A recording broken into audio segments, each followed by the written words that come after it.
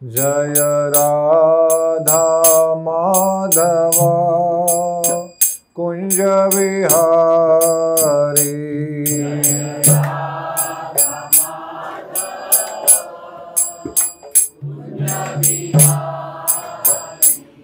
जय राधा माधव कुंज विहारी।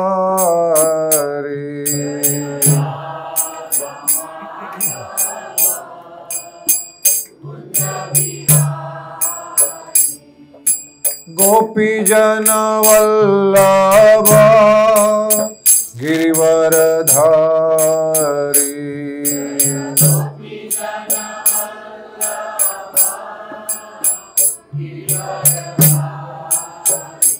जय गोपी जन वल्लभ गिरिवरधारी।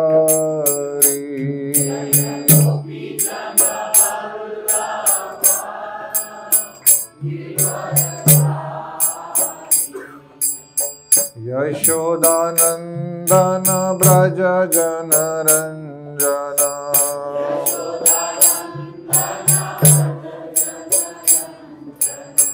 यशोदानंदन ब्रज जनरंजन।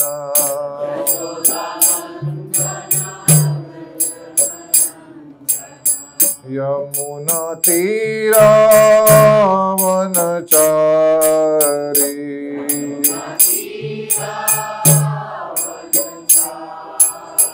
यमुना तीरा वनचारी।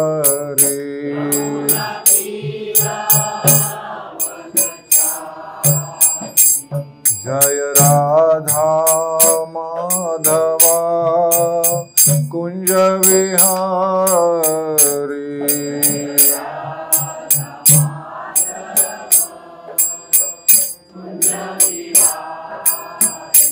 जय राधा माधव कुंज विहारी।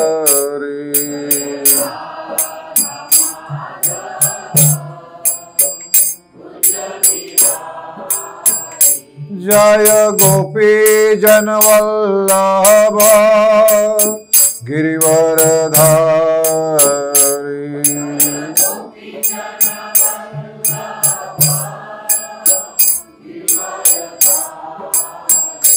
जय गोपी जन वल्लभ गिरिवरधारी।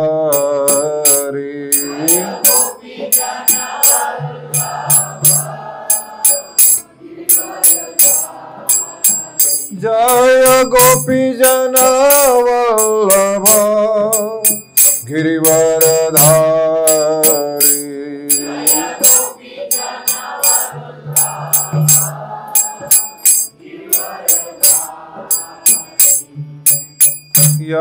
यशोदानंदन ब्रज जनरंजन।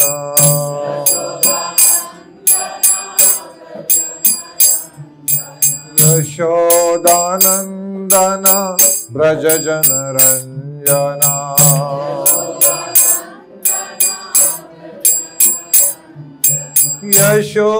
यशोदानंदन ब्रज जनरंजन।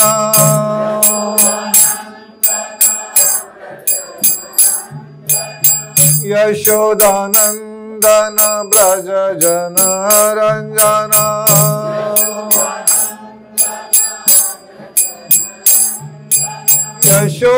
यशोदानंदन ब्रज जनरंजन।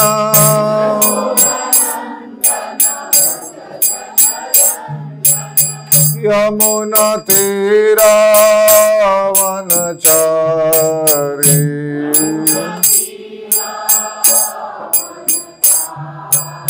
यमुना तीरा वनचारी।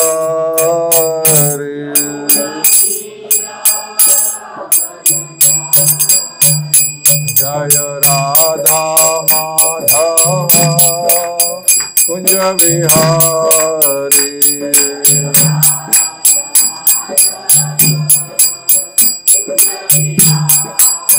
जय राधा माधव कुंज विहारी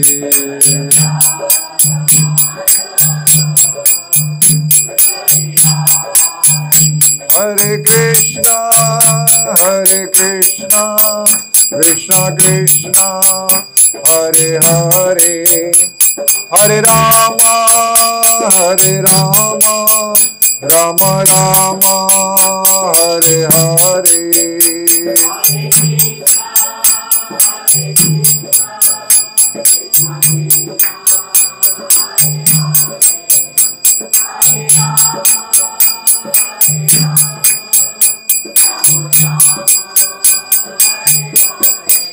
हरे कृष्णा कृष्णा कृष्णा हरे हरे हरे राम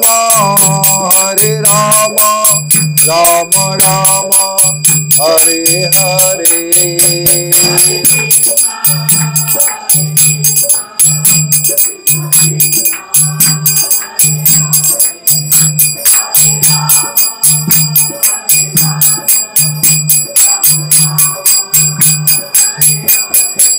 हरे कृष्णा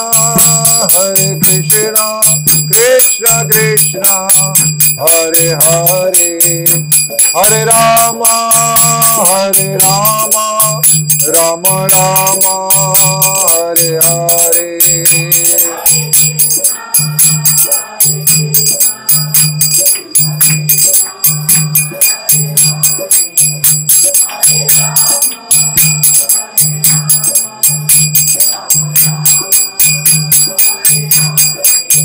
हरे कृष्णा कृष्णा कृष्णा हरे हरे हरे राम राम राम हरे हरे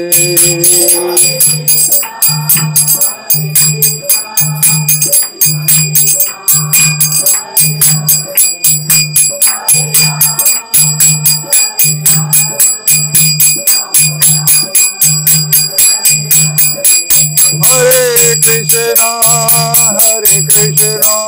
कृष्णा कृष्णा हरे हरे हरे राम राम राम हरे हरे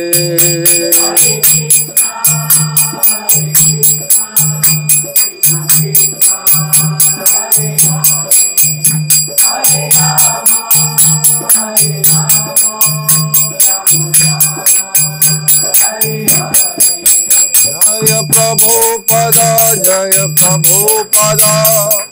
प्रभुपदा जय प्रभुपदा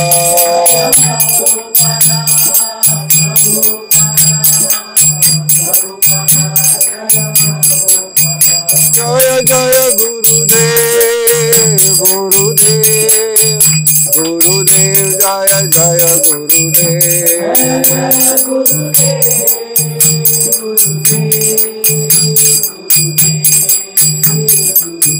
गीता गौर हरि बोल गीता गौर हरि बोल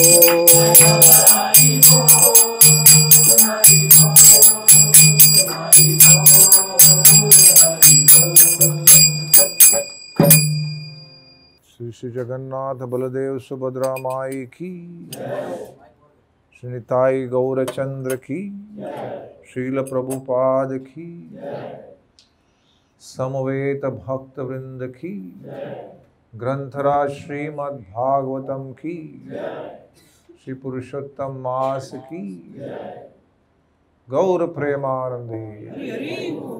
ओम नमो भगवते वासुदेवाय।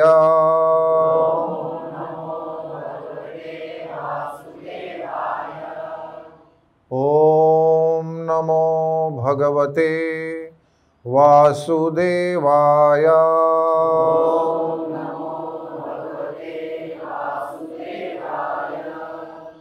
ओम नमो भगवते वासुदेवाय।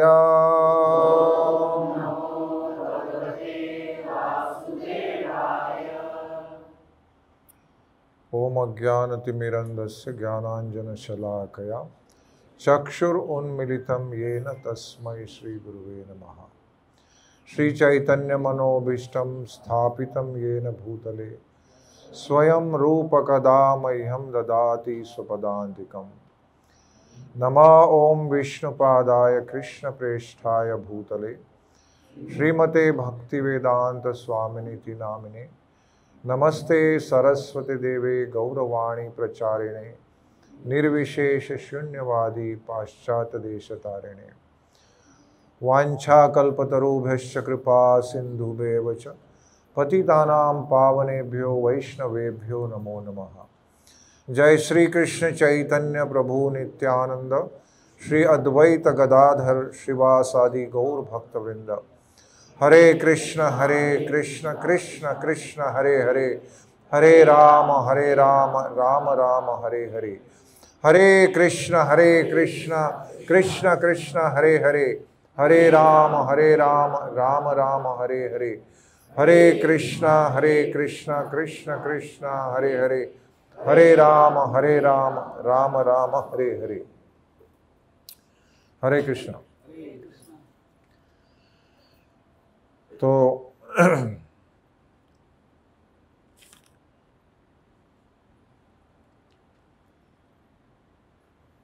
मेरा एक परीक्षा का दिन है आज क्योंकि मेरे सामने पूज्य रमेश चंद्र गोस्वामी बैठे हैं। वृंदावन के हमारे गोसाई जी अत्यंत वरिष्ठ भक्त हैं। उनके पद चिन्हों पर हमें चलना है। उनके आशीर्वाद से ही कुछ बोलने का प्रयास करेंगे। मेरे सामने विश्व प्रभु बैठे हैं, हमारे शिक्षा गुरु। उनका भी आशीर्वाद चाहता हूँ और आप सभी का आशीर्वाद चाहता हूँ।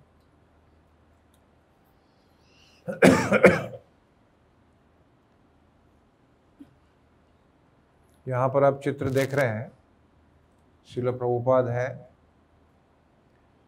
उनके सारे जो मेनी मून्स,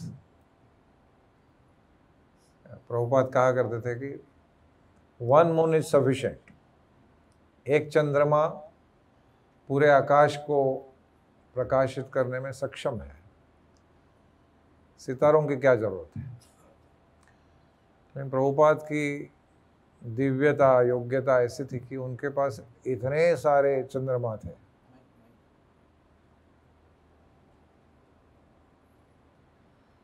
तो हम ये चित्र देख रहे हैं, उसको एक विशेष कारण से रखा है क्योंकि आज हम जितना हो सके 9 बजे तक 12 महाजन और अन्य महाजनों के बारे में थोड़ी सी चर्चा करेंगे। तो प्रभुपाद एक बार 12 महाजनों पर उन्होंने प्रवचन दे दिया और उसके बाद बैठे थे तो इनके शिष्य एक आए और प्रभुपाद जी के कहे कि प्रभुपाद आप 13वें महाजन हैं। तो प्रभुपाद ने कहा लेकिन आप 14वें हो।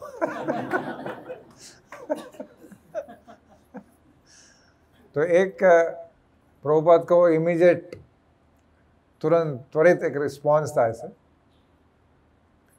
लेकिन सही में हम यहाँ देखेंगे इतने सारे जो व्यक्ति हैं, आप एक एक देखेंगे, बहुत लोग सबको पहचानेंगे, बहुत नहीं पहचानेंगे। ये सारे महाजन ही है। श्रील प्रभुपाद बीच में बैठे हैं, उनके उस तरफ लोकनाथ महाराज है, ऐन्द्र प्रभु है, अम्बरीश प्रभु है, गौर गोविंद महाराज है, दीनबंधु प्रभु है, इस तरफ गोपाल कृष्ण महाराज है, बीबी गोविंद महाराज है, देवामृत महाराज है, यहाँ पर लादिनी माता जी है। तो इनके एक एक की कथा आप सुनेंगे तो भागवत की कथा है हर व्यक्ति की। तो इनके ऊपर ही एक पूरा सप्ताह हो सकता है, ज़्यादा ही हो सकता है। लेकिन मैंने जानबूझ के चित्र रखा ताकि इन सब का आशीर्वाद मिलके हम लोग थोड़े सी इस तत्व को पहचानेंगे कि ये 12 महाजन कौन है, क्यों उनको महाजन कहा गया, हमारे जीवन में उनका क्या महत्व है। श्री चैतन्य महाप्रभु वे जब दक्षिण भारत की यात्रा करके वापस आए तो तुरंत उनके फिर से इच्छा हो गई कि वो वृंदावन की यात्रा पे जाए। तो वृंदावन की यात्रा जैसे उन्होंने दक्षिण भारत की यात्रा में सब भक्तों से आशीर्वाद लिए थे, उस प्रकार से उन्होंने फिर से आशीर्वाद के लिए प्रार्थना की कि मुझे वृंदावन जाना है। मैं पहली बार जा रहा था लेकिन नित्यानंद प्रभु ने फंसा कर मुझे यहाँ लेके आए, तो मैं अभी जाना चाहता हूँ। तो भक्तों ने कहा कि अभी सारे भक्त दूसरे बंगाल से आ रहे हैं, जगन्नाथ रथ यात्रा है और बारिश का मौसम सुनो, अभी मत जाइए। फिर जैसे ही बारिश का मौसम खत्म हो गया, वर्षा ऋतु खत्म हो गया, फिर से उन्होंने पूछा तो उन्होंने कहा कि अभी तो कुछ ही समय में ठंड पड़ेगी, बहुत सुंदर अवसर है, वहाँ पर ओढ़न षष्ठी का एक बहुत सुंदर उत्सव होता है। इस प्रकार से एक एक उत्सव का नाम लेते रहे। ऐसे प्रकार से 2 साल चले गए। 2 साल तक चैतन्य महाप्रभु को भक्तों ने वृंदावन जाने नहीं दिया, इस डर से कि अगर जाएंगे फिर से आएंगे कि पता नहीं, और विरह हम सहन नहीं कर पाएंगे। लेकिन 2 साल के बाद, 2 वर्ष बीतने के बाद, जब बहुत सी आतुरता से उन्होंने फिर से रामानंद राय और स्वरूप दामोदर इन दोनों को पूछा कि क्या मैं वृंदावन जा सकता हूँ, मेरा अभी हृदय काबू में नहीं है। क्योंकि चैतन्य महाप्रभु का मन ही ऐसा था कि हमेशा वृंदावन में रहता था, जहां देखते तो वृंदावन दिखता था। अगर कोई मिट्टी का ढेर देखा तो गोवर्धन के बारे में सोचते थे, कोई फूलों का बगीचा दिख गया तो वृंदावन के बारे में सोचते थे, कोई भी नदी देखी तो यमुना के बारे में सोचते थे।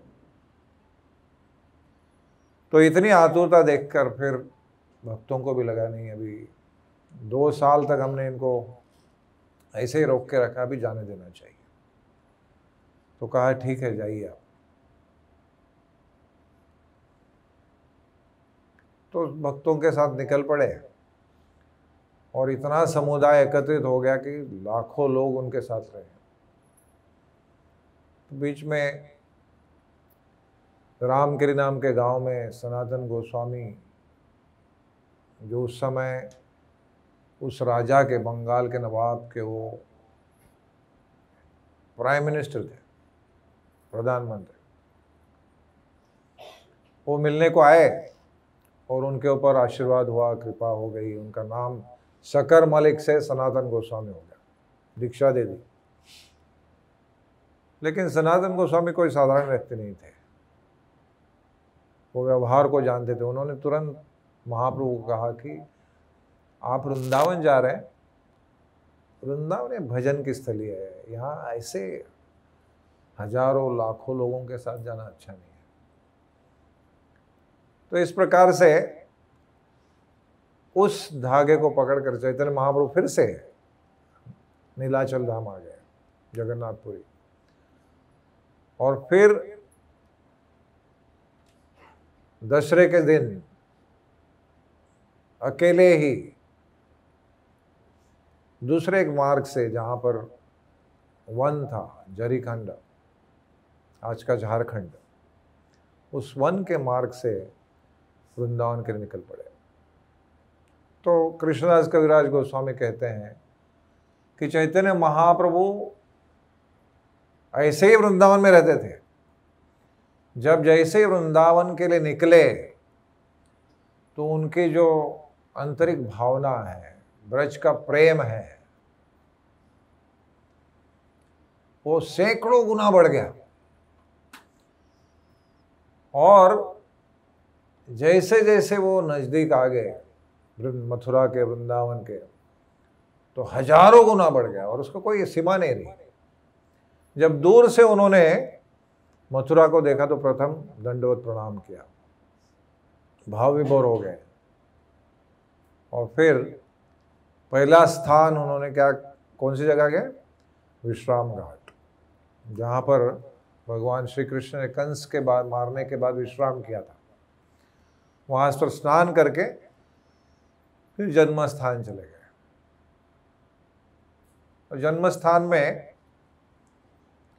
क्योंकि उनको ऐसे लग रहा था कि मैंने यश प्राप्त कर लिया, चैतन्य महाप्रभु ऐसे हृदय में सोचे मैंने यश प्राप्त कर लिया, मैं वृंदावन पहुंच गया, मथुरा पहुंच गया, कृष्ण की भूमि में पहुंच गया, ब्रजवासियों के पास पहुंच गया। और इस प्रकार से उस आनंद में उस जन्म स्थान के मंदिर में, तब मस्जिद नहीं थी बाजू में, वो सही मंदिर ओरिजिनल, वहाँ पर सुंदर नृत्य करने लगे। तो चैतन्य महाप्रभु उस मंदिर में इतने सुंदर नृत्य करने लगे।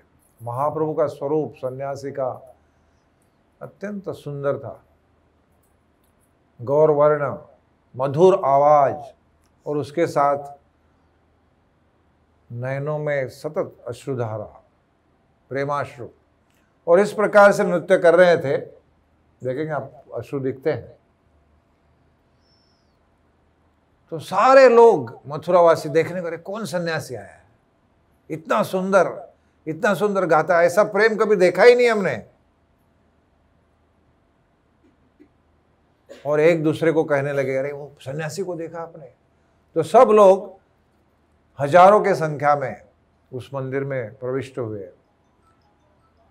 और चैतन्य महाप्रभु को इसका नृत्य देखकर सब लोग कह रहे हैं, कौन है? इतना सुंदर नृत्य, इतना सुंदर प्रेम, न सुना न देखा। और चैतन्य महाप्रभु हाथ ऊंचा करके भगवान का नाम लेते हुए, हरे कृष्णा कृष्णा कृष्णा हरे हरे, हरे राम राम राम। और सबको बोलो हरि हरि बोलो हरि बोलो हरि बोलो हरि बोलो हरि बोलो। तो ऐसे चल रहा था। उस समय एक वृद्ध व्यक्ति अचानक, साधारण ब्राह्मण, उनके सामने आया, उनको प्रणाम किया और उनके साथ भी नाचने लगा। तो महाप्रभु नाच रहे, वो नाच रहा है, और दोनों इतने सुंदर नाच रहे, एक दूसरे को देखकर बहुत प्रभावित हुए। और बहुत समय नृत्य करने के बाद दोनों, अभी पहले तो चैतन्य महाप्रभु अकेले बोलते हरि हरि बोलो, लेकिन अभी ये भी बोलने लगे, बोलो हरि हरि बोलो। तो इस प्रकार से बहुत समय नृत्य करने के बाद लोगों को लग नहीं था कि नृत्य बंद होना चाहिए, लेकिन महाप्रभु ने देखा कि थक गए लोग, रुक गए। तभी महाप्रभु तो उस समय 26 साल के थे, 26 या 27, लेकिन ये वृद्ध व्यक्ति था, उसको बाजू में लेके गए मंदिर के और कहने लगे, रहे अभी देखिए उनका प्रश्न कितना सुंदर है। वो कहते हैं, ये इस प्रकार का दिव्य भगवत भक्ति का ऐश्वर्य आपको कहां से प्राप्त हुआ है?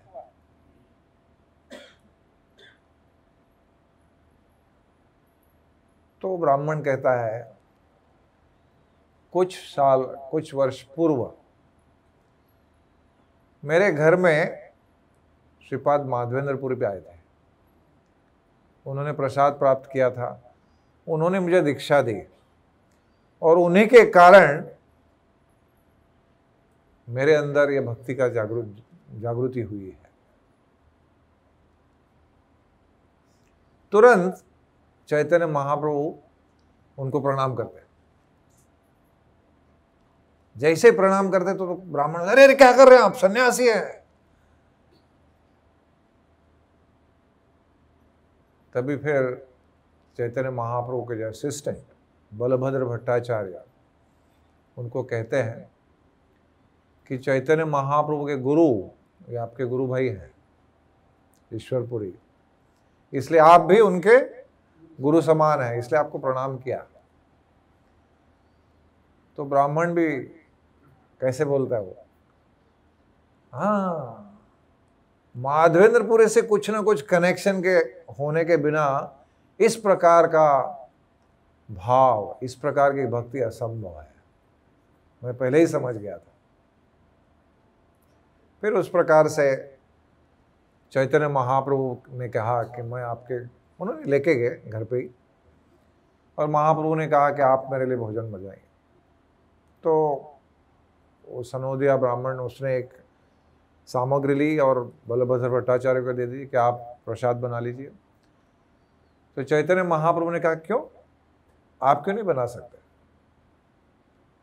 तो उन्होंने कहा कि नहीं, अगर मैं आपको खिलाऊंगा, मैं आपको प्रसाद दूंगा, तो सारा समाज आपकी निंदा करेगा। क्यों? क्योंकि हम सनोदिया ब्राह्मण हैं, आप उच्च ब्राह्मण हैं, सन्यासी है। श्रील प्रभुपाद वहाँ कहते हैं कि उस समय के समाज के शिष्टाचार के अनुसार जिस सनोदिया ब्राह्मण थे वो वैश्यों के ब्राह्मण होते थे, लो क्लास वैश्य सिस्टम थी उस समय की। अभी कोई वैश्य शूद्र कुछ समझता नहीं कौन क्या है, और वैसे प्रकार का रहा भी नहीं अभी, ऐसे समझना भी नहीं चाहिए, क्योंकि पूरी जो वर्णाश्रम की सिस्टम है, संस्था है, वो पूरी गत प्राण हो चुकी है, मतलब उसमें कोई प्राण नहीं बचा रही। जो भगवान श्री कृष्ण कहते हैं कि मैंने इस वर्णाश्रम धर्म की स्थापना की है, चातुर्वर्णम मया सृष्टम गुण कर्म विभागशः, मैंने 4 वर्ण और आश्रम बनाए, मया, मैंने की उसकी सृष्टि। कैसे की? गुण और कर्म के आधार पर। लेकिन समय के अनुसार ब्राह्मण सोचने लगा मैं ब्राह्मण का पुत्र हूँ इसलिए ब्राह्मण हूँ, भले वो दारू भी पीता होगा। आपको भी पता होगा कई सारे ब्राह्मण आज भी दारू पीते हैं, मांस खाते हैं, फिर भी बोलते हैं हम ब्राह्मण हैं।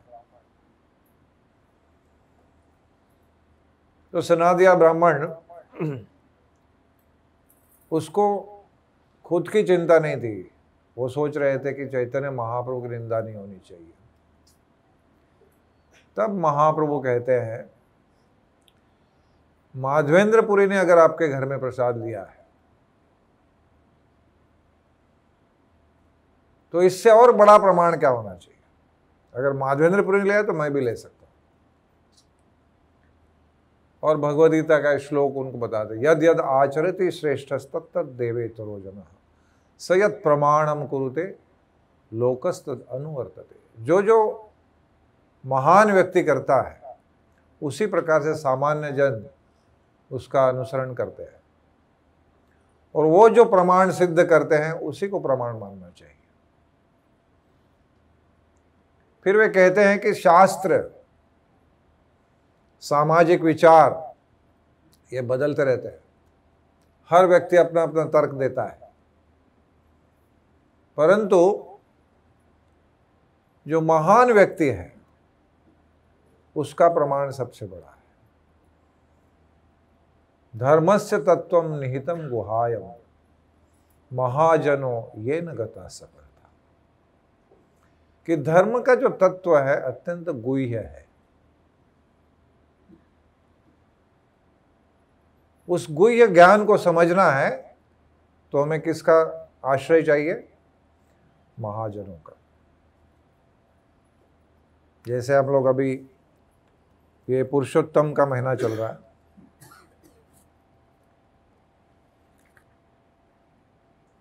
ये लास्ट आखिरी जो श्लोक है,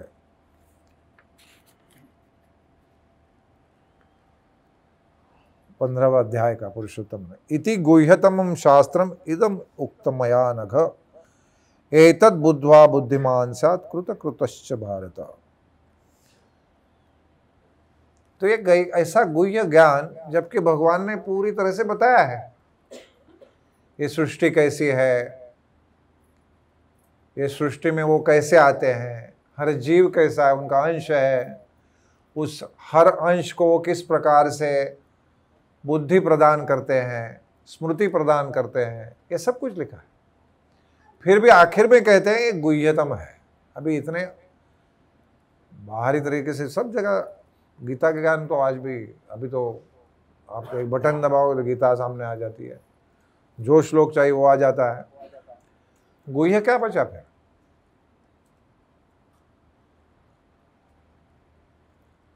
क्योंकि समझने के बाद भी, जैसे आप लोगों ने, बहुत सारे लोगों ने भजन गाया होगा, मानस देह गेह जो कुछ मोर, गाया है?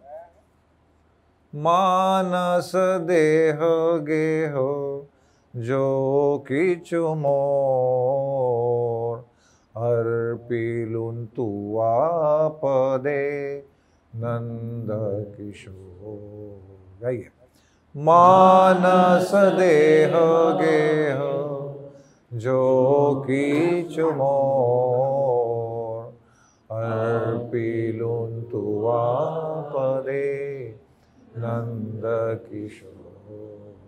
कितना सुंदर है ना। मारो भी राखो भी जो इच्छा तो नित्यो भी राखो भी जो इच्छा तो नित्य दास प्रति तुवा अधिकार,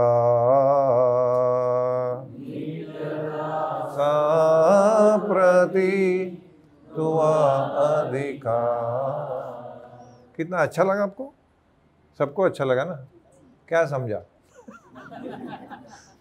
अभी देखो, आप समझ लिया आप क्या गा रहे हो। मारो भी राखो भी, कितना अच्छा लगता है गाने के लिए। मारो भी राखो भी, लेकिन अगर सामने मृत्यु आए तो हम लोग क्या करेंगे? किसी को, जैसे अभी पिछले 3 वर्ष तक हम लोग वो कोरोना से जूझ रहे थे ना, किसी को ऐसे बाजू में जाते छींक भी आ गए तो कितना डर लगता था ना। अरे वो छींका, ऐसे डर लगता था। तब कहाँ गया आपका मारो भी राखो भी? या फिर कोई अभी जन्माष्टमी आ रही है तो कोई आपको मंदिर से पत्र आएगा, कोई फोन करेगा, भक्त प्रभु जन्माष्टमी का कलश अभिषेक है, सिर्फ 45,000 है आप कलश अभिषेक करके डोनेशन दीजिए। तो हम सोचने लगे, पिछले महीने ही 10,000 का चेक मैंने दिया या 500 का एक चंदा दे दिया। लेकिन हम लोग बहुत प्रेम से गाते हैं, मानस देहो गेहो, मतलब मेरा मन, मेरा देह, मेरा घर, घर मतलब घर में पैसा भी है, वो भी सब, बैंक में वो सब कुछ, वो किसका है? जो किछु मोर, अर्पिलुन तू आपदे नंद किशोर। क्या सुंदर, कितना सुंदर है। लेकिन इतना सुंदर होते हुए भी हम सोचते रहे पिछले महीने 50 सोचते कि नहीं सोचते हैं? यही गुह्य है। हम बार बार सुनने के बाद भी हमारे हृदय में क्या परिणाम आया पूछते नहीं। हम लोग गाते हैं, कमल दल जल जीवन तलमल, कितना सुंदर लगता है ना ऐसे, कमल दल जल जीवन तलमल। लेकिन क्या हम सोचते हैं ऐसे कि जीवन तलमल है, एक बूंद की तरह वो खट करके गिर जाएगा, कभी गिरेगा पता नहीं। कौन सोच रहा है आप में से, इसमें से अभी कोई बैठा हुआ नहीं? आप सब जो अभी घर पे जाऊंगा, सोऊंगा, सोएंगी, जो भी है गुह्य यही है, अनुभव नहीं है। तो इस गुह्य को समझाने के लिए, क्योंकि धर्म जो है वो अलग अलग स्तरों पर है, लेकिन सबसे बड़ा धर्म क्या है? ये भी कोई गुह्य नहीं है। भगवद गीता में कहा है सबसे बड़ा धर्म क्या है? सर्वधर्मान परित्यज्य मामेकं शरणं व्रज अहम त्वं सर्व पापेभ्यो मोक्षयिष्यामि मा शुचः। भगवान कहते सारे छोटे मोटे धर्मों को छोड़ दीजिए, मेरे शरण में आइए, यही सबसे बड़ा धर्म है। अभी ये भी हमने सुन लिया, फिर क्या गुह्य बचा? तो ये अनेक धर्मों में, वर्णाश्रम धर्म है, हमारा आपत्ति धर्म है, अनेक प्रकार से धर्म की भाषा हो सकती है, लेकिन सही धर्म वो है जो जीवात्मा को, हम सबको भगवान के चरण कमलों तक लेके जाता है, उनके शरणागति प्राप्त करके देता है। और इस शरणागति को हम जीते हैं, बोलते नहीं। इस शरणागति के अनुसार हमारा जीवन हम व्यतीत करते हैं। इस गुह्य ज्ञान को समझाने के लिए कि हर परिस्थिति में किस प्रकार से हमें व्यवहार करना चाहिए, इसीलिए महाजन आते हैं।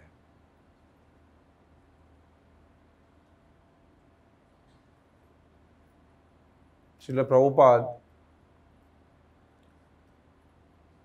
वो कहते थे कि मैं जो कुछ बोल रहा हूं ना, उसको सुनो, मैं कैसे बोल रहा हूं इसको मत सुनो। क्योंकि कैसे बोलना, जैसे बहुत लोग होते हैं जो बहुत सुंदर मधुर आवाज में रासलीला के बारे में बोलते हैं, कृष्ण सुदामा का मीटिंग के बारे में बोलते हैं, लोग रोते हैं, आंसू टपकते हैं, सब लोग बैठे बैठे रोते रहते हैं, फिर घर जाके वापस वही रोना धोना, सब कुछ सेम, नो चेंज। ये भी एक प्रकार का अनुभव होता है। लेकिन जैसे ही महाजन के संपर्क में कोई आता है, वो कैसे भी बोले, हृदय का परिवर्तन होता है। जैसे प्रभुपाद के पहले कई सारे संत महात्मा अमेरिका यूरोप चले गए, उनका भी प्रभाव था अपना अपना, लेकिन प्रभुपाद ऐसे व्यक्ति थे पहले जिनके कारण जो पतित से पतित, वैदिक स्टैंडर्ड से जिनको कभी स्नान करना पता नहीं था, क्या व्यवहार करना चाहिए पता नहीं था, कैसे खाना चाहिए, दाएं हाथ से बाएं हाथ से कैसे खाना चाहिए, बिल्कुल जानवर की तरह, ऐसे लोग भी परिवर्तित हो गए। क्यों? क्योंकि वो प्रभुपाद के संपर्क में है। तो महाजनों का यही गुणधर्म है कि जैसे उनके जीवन को हम देखते हैं, उनके बारे में पढ़ते हैं, हमारे हृदय में परिवर्तन होता है।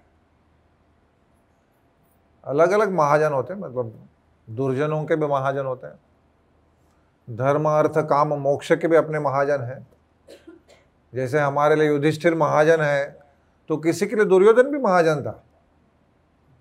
हमारे लिए राम पूजनीय है, तो कोई लोग ऐसे भी हैं जो रावण को पूजनीय मानते हैं। ये कलियुग का प्रभाव है। लेकिन हम जो आज बात कर रहे हैं वो शुद्ध भक्ति के जो महाजन है उनके बारे में बात कर रहे हैं। तो ये प्रसंग आता है कि श्रीमद् भागवतम के 5वें स्कंद तक शुकदेव गोस्वामी परीक्षित महाराज को सारे जो पाप कर्मों के कारण जो फल मिलते हैं, अलग अलग प्रकार के नरक, सबका वर्णन करते हैं। तो परीक्षित महाराज पूछते हैं कि क्या करना चाहिए, तो भयंकर आपने वर्णन कर दिया, कुछ तो उपाय बताइए। तब उन्होंने उपाय बताया कि हर पाप के लिए एक प्रायश्चित होता है। तो इस शरीर को छोड़ने के पहले सारे प्रायश्चित कर लेने चाहिए। अभी परीक्षित महाराज के पास कितने दिन थे? 7 दिन। अभी कब चाह, कौन सोचेगा प्रायश्चित करना, कैसे करना है, कौन से पाप किए थे क्या। अर्थात परीक्षित महाराज जन्म से ही शुद्ध भक्त थे, तो उनका प्राप्त करने का प्रश्न नहीं उठता।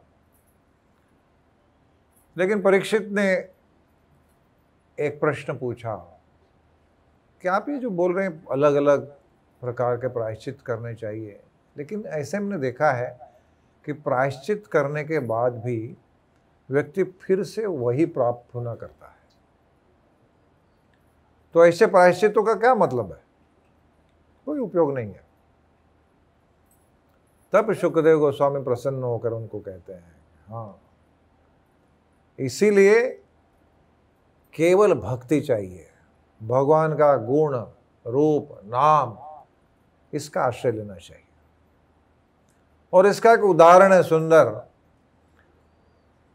अजामिल का। बहुत एक पुरातन ऐतिहासिक ऐसा उदाहरण कि किस प्रकार से अजामिल की केवल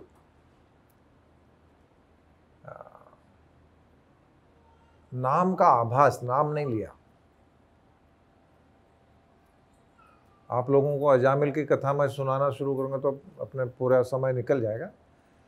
लेकिन अजामिल एक व्यक्ति जो ब्राह्मण था जन्म से, अच्छे संस्कार उसके ऊपर थे, परंतु एक शूद्र व्यक्ति, पुरुष स्त्री, उनका व्यभिचार वन में देखते हुए उसकी मति भ्रष्ट हो गई और फिर उसी वेश्या के साथ पूरा जीवन व्यतीत करके अपना ब्राह्मण तो छोड़कर लूट मार में लगकर उसने अपना जीवन व्यर्थ गवाया। पूर्व सुकृति के कारण उसने अपने सबसे छोटे बच्चे का नाम नारायण रखा और हजारों बार नारायण नारायण नारायण नारायण करते करते उसकी शुद्धि होने लगी। इसलिए बच्चों के नाम उसी प्रकार से रखे जाते थे। भारत में कोई भी नाम होगा उसका कोई ना कोई संबंध इतिहास पुराण से होगा, भगवान से होगा, क्योंकि जाने अनजाने में भगवान का नाम लेते हैं। अभी की फैशन अलग है। अभी लोग संस्कृत नाम ढूंढते हैं गूगल पे, उसका भी कुछ पता ही नहीं चलता है। वो सबको कनेक्शन देते हैं, लेकिन इधर सामने सामने नाम कृष्ण है, मुकुंद है, हरि है, विष्णु है, वो सब छोड़ के विवान, विहान, ईमान, जो भी है, मतलब ऐसे अनेकों नाम आते हैं जिसका संस्कृत में एक्चुअली उसका कनेक्शन है। ऐसे दिखाते पे सही गलत पता नहीं, लेकिन इसने नारायण का नाम लेकर अपना जीवन व्यतीत किया। और जब एक अंत समय आ गया तो यमदूत आ गए, तैयारी हो रही तो डर गया। अरे यमदूत आ गए, बहुत डर गया। और डरने के बाद में क्या करता है, जैसे हमारे मराठी में सब लोग, कोई भी लग गया तो बोला आई, पहला क्या आता था आई, और हिंदी में माँ, अपने आप आता है, क्योंकि सबसे ज्यादा संपर्क उन्हीं से होता है। इस व्यक्ति का संपर्क नारायण से था। तो जैसे ही वो यमदूत आ गए तो नारायण नारायण नारायण डर के चिल्लाने लगा। तो जैसे ही उसने नारायण का नाम ले लिया, वो यमदूत तो तैयारी कर रहे थे उसको बांध कर निकालने की, तब तक चार बहुत तेजस्वी, चार भुजाओं वाले सुंदर ऐसे चार पुरुष आ गए व्यक्ति, विष्णुदूत, और उन्होंने इनको, इसको नहीं लेके जा सकते। फिर उनकी चर्चा होगी बहुत बड़े। वो सोच रहे तुम कौन होते हो, तो तुम कौन होते हो इसको लेके हमने उसको आश्रय दिया है। तो ये यमदूत तो समझ गए कि ये इनके सामने हमारा कुछ, उनकी भी चर्चा होती है, लेकिन उस चर्चा में नहीं जाएंगे।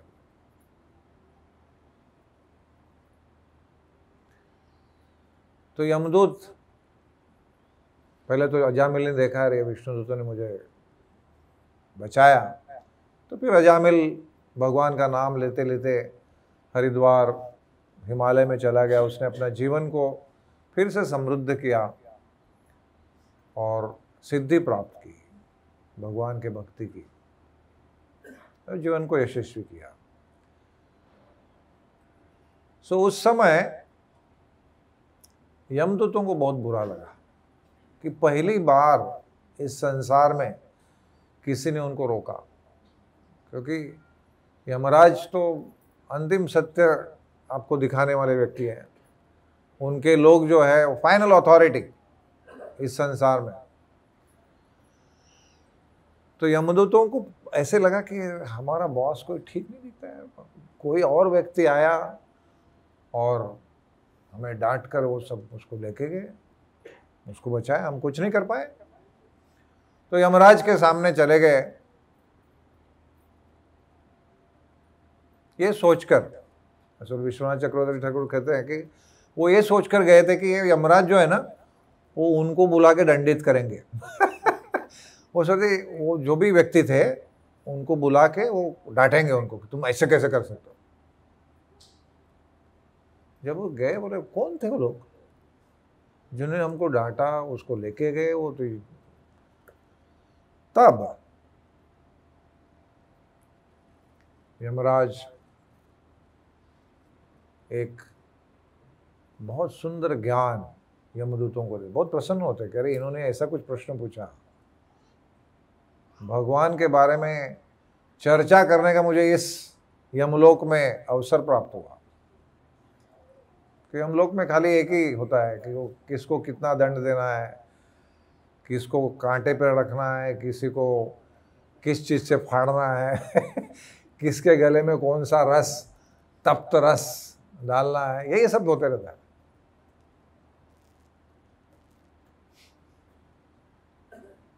तो यमराज सोच रहे हैं कि चलो इसी बहाने मैं कुछ भगवत कथा कह सकता हूँ। बहुत प्रसन्न हो गया। और फिर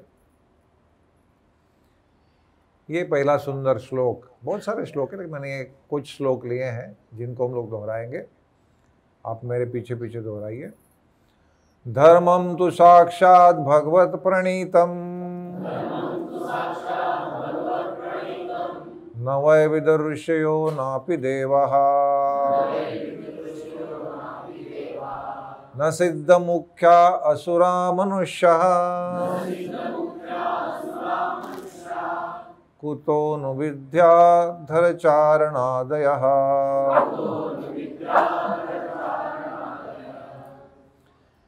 तो ये श्लोक यमराज जी कहते हैं। तो इस श्लोक में यमराज जी बता रहे हैं कि धर्म क्या है, जो भगवान ने जो मार्ग दिया है वही धर्म है। तो प्रश्न उठेगा कि भाई धर्म तो हमने इतने सारे धर्म सुन के रखे हैं, तो सर्वोच्च धर्म क्या है। इसलिए अगला जो श्लोक है ये बहुत महत्वपूर्ण है, जिसका आज इसका विषय है। स्वयंभुर्नारदः शंभो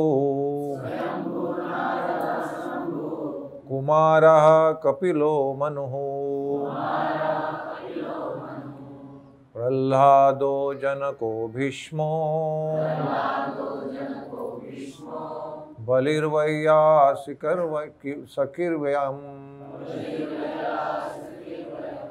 द्वादशते शते विजानीमो धर्मं भागवतं भटः गुह्य विशुद्धं दुर्बोधं यं ज्ञात्वा अमृतमश्नुते।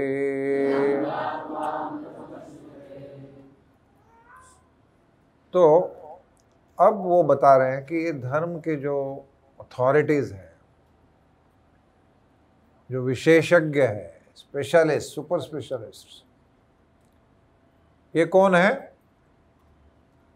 तो ये 12 लोगों को, द्वादश, स्वयंभू मतलब ब्रह्मा जी, नारद, शंभु भगवान शिव, कुमार 4 कुमार, कपिल मुनि, स्वयंभू मनु, प्रह्लाद, जनक महाराज, भीष्म पितामह, बलि महाराज वैयासकी यानी सुखदेव गोस्वामी, वयम यानी मैं खुद। इस प्रकार से ये श्लोक है। तो अभी हम कुछ समय तक ये हर व्यक्ति का विशेषता देखेंगे, थोड़ा सा उनको स्मरण करके हमारे चित्त को शुद्ध करने का प्रयास करेंगे। हर व्यक्ति अपना एक विशेषज्ञ है। हर व्यक्ति के बारे में कुछ बोलने को प्रारंभ करेंगे तो एक एक हफ्ता जा सकता है, लेकिन हम संक्षेप में केवल उनको स्मरण करने के लिए, क्योंकि उसके बाद हम और एक, क्योंकि 9 बजे तक ही समय है, हम और एक महाजन उनका चरित्र लेने वाले हैं, तो इनको संक्षेप में हम देखेंगे। वयम मतलब यमराज स्वयं, स्वयं यम वयम। संस्कृत तो मैं जानता नहीं, लेकिन गोस्वामी जी आपको बता सकते वयम का मतलब वयम मतलब मैं खुद, बराबर ना, मैं ना। तो ब्रह्मा जी, अभी ब्रह्मा जी हमारे, विशेष करके हमारे संप्रदाय, इसको ब्रह्म मध्व गौड़ीय संप्रदाय कहते हैं, इसके प्रथम आचार्य है। तो उसी दृष्टिकोण से हम देखेंगे। ब्रह्मा जी सृष्टि करता है, ब्रह्मा जी पहले ब्राह्मण हैं, वो सब अलग है, उसके बारे में हम जाएंगे। हम खाली हमारे इस संप्रदाय के पहले आचार्य, इस विषय को, दृष्टिकोण को देखेंगे, वो क्या सिखाते हैं हमें। तो ब्रह्मा जी का एक विशेष गुण ये है कि जबकि पूरा ज्ञान इस संसार में जितना भी दिया है वो किसने दिया, वेद वगैरह ब्रह्मा जी ने प्रस्तुत किए। पहले व्यक्ति हैं, स्वयंभू, उनके कोई माता पिता नहीं है, भगवान से आए, उनके नाभि कमल से। तो एक श्लोक में प्रभुपाद कहते हैं कि ब्रह्मा जी का वर्णन ऐसा है कि ब्रह्मा जी ने भगवान को देखा, भगवान के लिए तपस्या की, भगवान से ज्ञान को ग्रहण किया और फिर अपनी सेवा के बारे में पूछा, मेरा अस्तित्व का प्रयोजन क्या है, मैं आ तो गया इस संसार में, लेकिन मेरा अस्तित्व क्यों है। जब उनको बताया कि आपको सृष्टि की निर्मिति करनी है, तो सृष्टि की निर्मिति करने के पहले सारे जो वेद है उसका ज्ञान था। ऐसे एक श्लोक है भागवतम में कि उनका अध्ययन, क्योंकि उसी में सब कुछ था, कैसे करना चाहिए, क्या करना चाहिए, क्यों करना चाहिए, प्रयोजन क्या है, और होने के बाद उससे बाहर लोगों को कैसे जाने देना चाहिए आदि। तो ऐसे कहते हैं कि ब्रह्मा जी ने 3 बार ये सारे शास्त्रों का अध्ययन किया। तो प्रभुपाद वहां पर तात्पर्य में लिखते हैं कि Brahma ji sets the standard, मतलब एक प्रकार का, ये एक महाजन का स्टैंडर्ड कि दिस इज द स्टैंडर्ड। क्या स्टैंडर्ड है कि किसी भी व्यक्ति को दूसरों को ज्ञान देने के पहले कुछ अच्छा भगवान की सेवा करने के पहले 3 बार शास्त्रों का अध्ययन करना चाहिए। बहुत मैं अचंभित हो गया पढ़ के। प्रभुपाद लिख रहे हैं 3 times you have to study scriptures minimum so that you can influence people in the right direction। अगर सही दिशा में लोगों को लेके जाना है। फिर आप पूछेंगे तो आप यहाँ बैठकर क्या कर रहे हैं आप यहाँ बैठ के हमें ज्ञान दे रहे, आपने 3 बार पढ़े कि नहीं? मैंने 3 बार नहीं पढ़े। प्रभुपाद की कृपा से, आचार्यों की कृपा से हम जब महाजनों को दोहराते हैं, महाजनों का जो दी हुई वाणी है, जैसे प्रभुपाद ने हमें वाणी दी है, उसको हम दोहराते हैं, हमारी इतनी योग्यता है।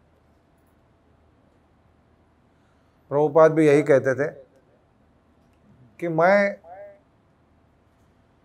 ना तो स्कॉलर हूँ, ना अच्छा गायक हूँ, मेरे में कोई योग्यता नहीं है, आई एम नॉट क्वालिफाइड, परंतु मैं जो कह रहा हूँ वो अत्यंत महत्वपूर्ण है, क्योंकि मेरा एक ही क्वालिफिकेशन है कि मैंने मेरे गुरु से उसको बहुत ध्यानपूर्वक सुना है और ऐसे ही मैं आपको बता रहा हूँ। तो उसी आधार पर मैं यहाँ बैठा हूँ और आपको भी मैं जो जो मेरे सामने आया है उसको प्रस्तुत कर रहा हूँ।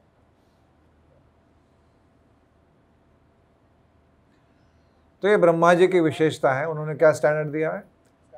Minimum 3 times you should study the scriptures well, understand, digest, पूरी तरह से उसको आत्मसात करो, फिर संसार के सामने उसको प्रस्तुत करो। शिव जी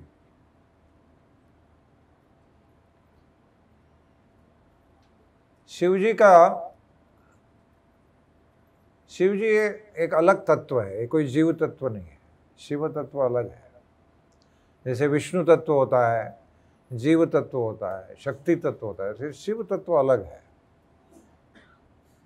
ब्रह्म संहिता में ब्रह्मा जी स्वयं कहते हैं कि जिस प्रकार से दूध ही होता है, परंतु उसमें अगर कोई आम्ल मिला जाए तो उसका दही बन जाता है। दूध ही है लेकिन वो दही हो गया। उसी प्रकार से वर्णन है शिव जी का। वो तमोगुण के गुणावतार है। वैष्णवानाम यथा शंभु, वैष्णव में सर्वश्रेष्ठ है।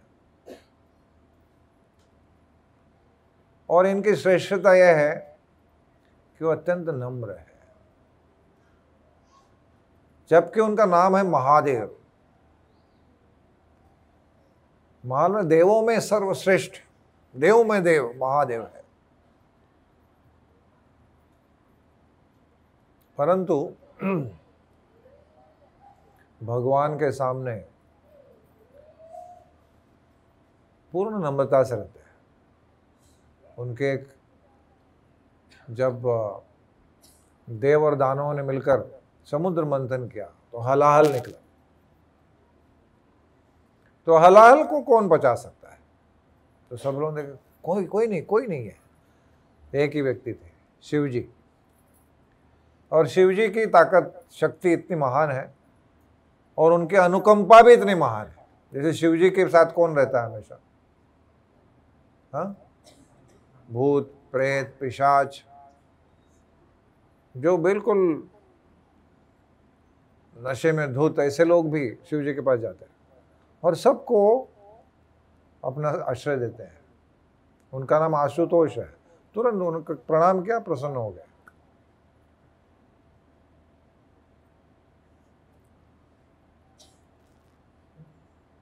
हलाहल पीने के बाद में अमृत निकला और अमृत को मोहिनी मूर्ति ने सारे दान देवों को दे दिया। तब शिवजी नहीं थे, क्योंकि शिवजी का हलाहल होकर चले गए। उनको कोई इंटरेस्ट नहीं था इसमें क्या चल रहा है। तो शिवजी ने एक बार कहा कि वो, मैंने सुना मोहिनी मूर्ति आई थी और उसने ऐसे फंसाया लोगों को, पता ही नहीं चला लोगों को। वो देवता लोगों को उसके असुरों के सामने सारा अमृत दे दिया। कैसे किया ये? मैं देखना चाहता हूँ। अरे छोड़ो, क्यों इतना सब मोहिनी मूर्ति क्यों देखना है? भगवान विष्णु की जरूरत नहीं है। नहीं, मुझे देखना है। अभी मोहिनी मूर्ति का आकर्षक स्वरूप ऐसा था कि सारे असुर स्तब्ध हो गए देख कर के। उनकी केवल उनकी नजर उनके ऊपर पड़े, इसके लिए वो सब लोग स्तब्ध हो गए। भाई ये करेगी वैसे हम सुनेंगे। तो वो तो बोलती भी उनको कि देखो भाई, हमारा स्वरूप ऐसा, मैं आपको फंसा भी सकती हूँ। हाँ, कोई बात नहीं, फंसा सकती। वो इतने खुश थे उसके साथ, बोले ये फंसा ही नहीं सकती हमको, और फंसाएगी तो भी चलेगा। सो इतना मंत्र मुग्ध करने वाला रूप। तो शिव जी कहने मुझे देखना है। ठीक है।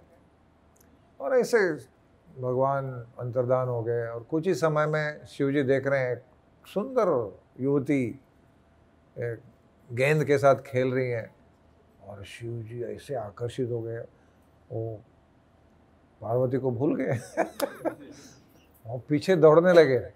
अभी वो दौड़ रहे हैं, बहुत बड़ा वर्णन है लेकिन हम देखेंगे। वो दौड़ते दौड़ते शिव जी अपने वस्त्र खो गए, सब कुछ पता ही नहीं कि वो किसके पीछे दौड़ रहे हैं।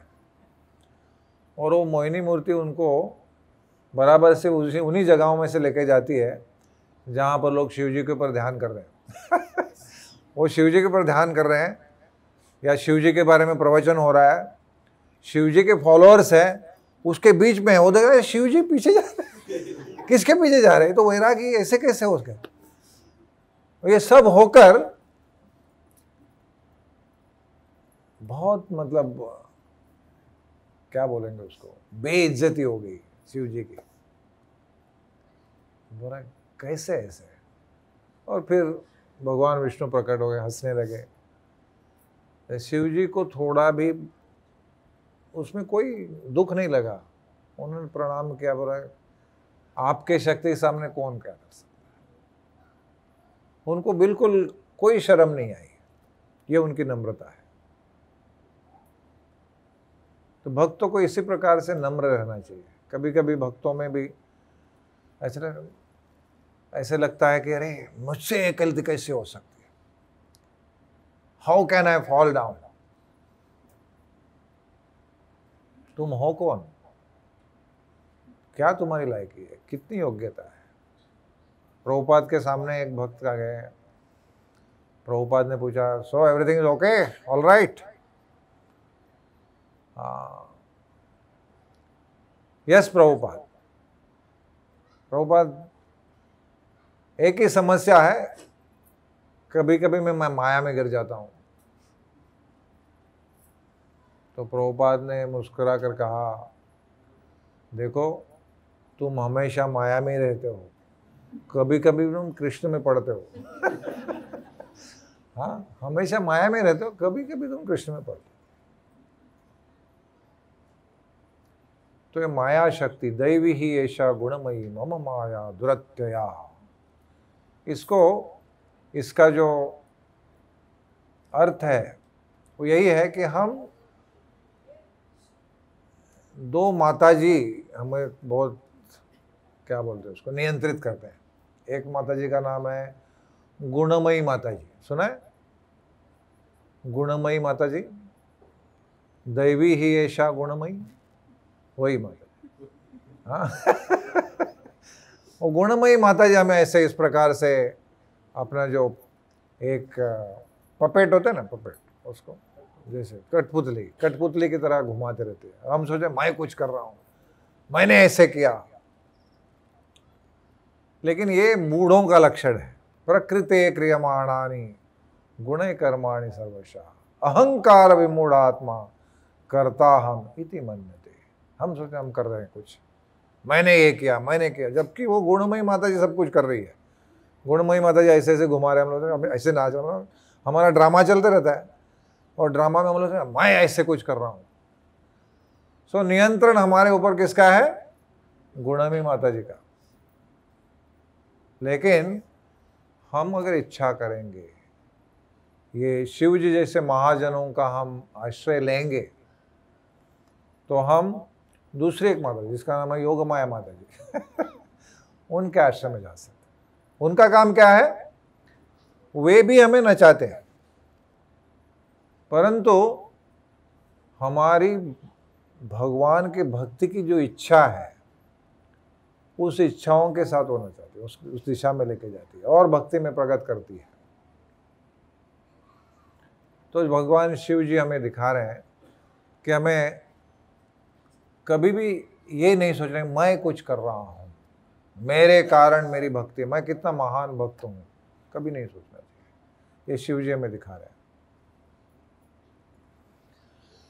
नारद मुनि, ये तीसरे हमारे महाजन है। पहला दिन हमारा जो कथागात हुआ उस दिन अपने गौर विलास प्रभु उन्होंने बहुत सुंदर नारद जी का बहुत हृदय स्पर्शी वर्णन किया। एक बहुत बात अच्छी लगी, मेरे हृदय को छू गई। वो ऐसी थी कि उन्होंने कहा कि देखो, ये नारद मुनि व्यास जी को अपनी ही कहानी कहते हैं कि मैं कैसे पूर्व जन्म में एक गंधर्व था जो कि लंपट था, और किस प्रकार से मेरा पतन हो गया, और किस प्रकार से मैं एक शूद्राणी का पुत्र हो गया, और क्या क्या किया है, सब कुछ बता रहे हैं। और यही वर्णन अभी सुखदेव गोस्वामी और सारे संतों के सामने हो रहा है ये, और वहाँ पर बैठ के सुन रहे कौन? नारद मुनि स्वयं। फिर उन्होंने कहा कि देखो, ये इसके लिए भी शक्ति लगती है कि एक जो वैष्णव होता है एक खुले हुए ग्रंथ की तरह होता है, कोई भी पढ़ सकता है उसको, उसमें कोई छुपाने की कोई बात नहीं है। तो नारद मुनि ये दिखा रहे हैं कि उनका पूरा जीवन चरित्र वो व्यास जी के सामने पर रखते हैं, और सारे संसार के सामने अपने गलत उदाहरण से क्या हुआ और किस प्रकार से भगवान भक्ति वेदांतों की कृपा से वो फिर से नारद मुनि बने, इसकी पूरी चर्चा वो करते हैं। और कितने महान हैं, जैसे हमारे बॉलीवुड के फिल्मों ने नारद मुनि को एकदम ऐसे विचित्र प्रकार से उसको प्रस्तुत किया है आज तक, एक प्रकार के क्या बोलते हैं उसको, कॉमेडी, इस प्रकार से उसको प्रस्तुत किया। जबकि नारद मुनि जितने जितने लोग हैं, बहुत सारे महाजन भी है इसमें, ये सबों को कहीं ना कहीं उन्होंने रास्ता दिखाया है। प्रहलाद महाराज हो, ध्रुव महाराज हो, बहुत सारे, और पांडवों तक, सब जगह नारद मुनि का हाथ है। प्रहलाद महाराज तो भागवतम में वर्णन है, सर्वश्रेष्ठ भक्त, सबसे फेमस भक्त कौन है? प्रहलाद। सबको कथानिक मालूम है प्रहलाद जी। लेकिन प्रहलाद की जो दो विशेषताएं हम आज देखेंगे। प्रहलाद महाराज ये स्मरणम के आचार्य हैं, मतलब नवविधा भक्ति में श्रवणम, कीर्तनम, विष्णु स्मरणम आदि 9 प्रकार की जो भक्ति, उसमें स्मरणम, इसके आचार्य कौन है? प्रहलाद महाराज। सतत भगवान का स्मरण और गुरु निष्ठा। गुरु ने उनको गर्भ में होते समय जो ज्ञान दिया था, उसी ज्ञान के आधार पर कितने भी भयानक संकट आए उनके सामने, ये सारे 2 चीज़ों के कारण उन्होंने उसको पार किया। कौन से? भगवान का स्मरण और गुरु की निष्ठा। ये प्रहलाद से सीख सकते हैं। जनक महाराज का वर्णन, ये कौन व्यक्ति है? देखो, कभी कभी अपने विशेष करके चैतन्य महाप्रभु के जो फॉलोअर्स हैं उनमें वर्णाश्रम के बारे में ऐसे आता है, क्योंकि चैतन्य महाप्रभु ने वर्णाश्रम को बाह्य कहा था रामानंद राय के संवाद में। तो सब लोग वर्णाश्रम का कोई मतलब नहीं है, ऐसे नहीं है। चैतन्य महाप्रभु ने स्वयं वर्णाश्रम धर्म का पालन किया, उन्होंने संन्यास लिया। सन्यासी वर्णाश्रम धर्म का पालन करना है, और एक सन्यासी के व्रत को बहुत अच्छी तरह से निभाया। और जो भी सन्यास व्रत को थोड़ा सा भी उन्होंने अगर गलती किया तो बहुत कड़े से कड़ा दंड दिया। जैसे छोटा हरिदास, उन्होंने केवल एक माता जी से कुछ भिक्षा प्राप्त की तो उनको अपने समुदाय से निकाल दिया। बहुत बड़ी कहानी है, बहुत ही करुणाजनक कहानी है, लेकिन उस कथा में नहीं जाएंगे हम। ये जनक महाराज ने अपना जीवन जो है परिपूर्ण किया था वर्णाश्रम के दायरे में रह, वर्णाश्रम में रह के पूरी तरह वर्णाश्रम का पालन किया। तो उनके बारे में भगवान श्री कृष्ण अर्जुन को क्या कह रहे हैं? 3 अध्याय का 20वां श्लोक, कर्मणैव हि संसिद्धिं आस्थिता जनकादयः लोक संग्रह में वापि संपश्यन कर्तुमर्हसि। Kings such as Janaka attained perfection solely by performance of prescribed duties. मतलब वर्णाश्रम के अनुसार हमारे जो जो कर्तव्य है, इन कर्तव्य का पालन करने से ही हम परफेक्शन तक जा सकते हैं। यह जनक महाराज ने दिखा दी। यह है शुकदेव गोस्वामी।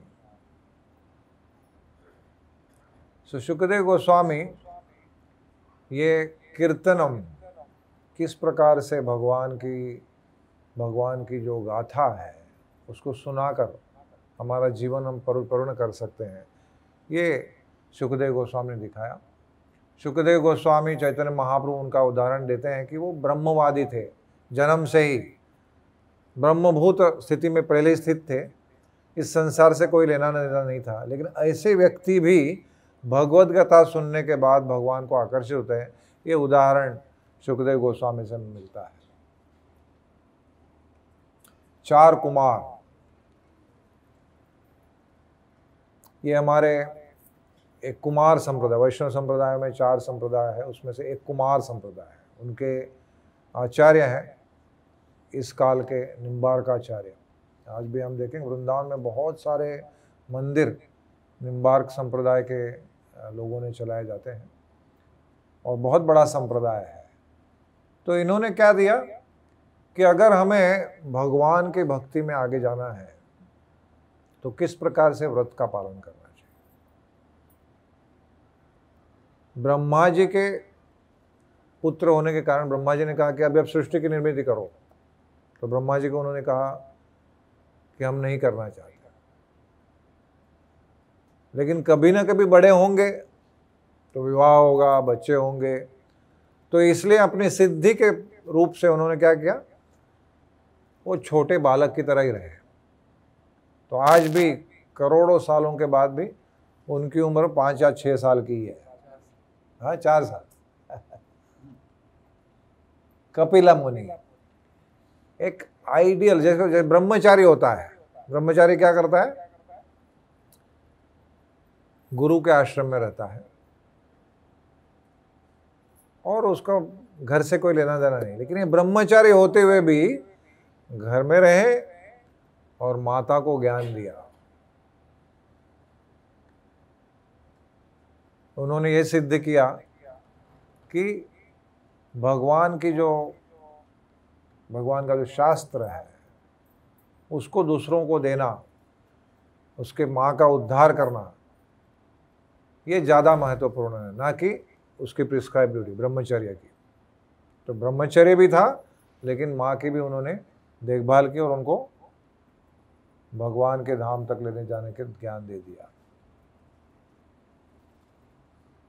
बलि महाराज, ये प्रहलाद महाराज के पौत्र थे। प्रहलाद महाराज के पुत्र विरोचन, विरोचन के पुत्र बलि। सो बलि महाराज ये भी हमारे नवविधा भक्ति आत्मनिवेदन इसके आचार्य हैं। अभी यहाँ पर चित्र दिख रहा है आपको कि वामन देव ने उनसे 3 पग भूमि मांगी, 2 पगों में सारा संसार व्याप्त हो गया, तीसरा पग कहाँ रखा जाए, तो उनके पास कुछ था नहीं।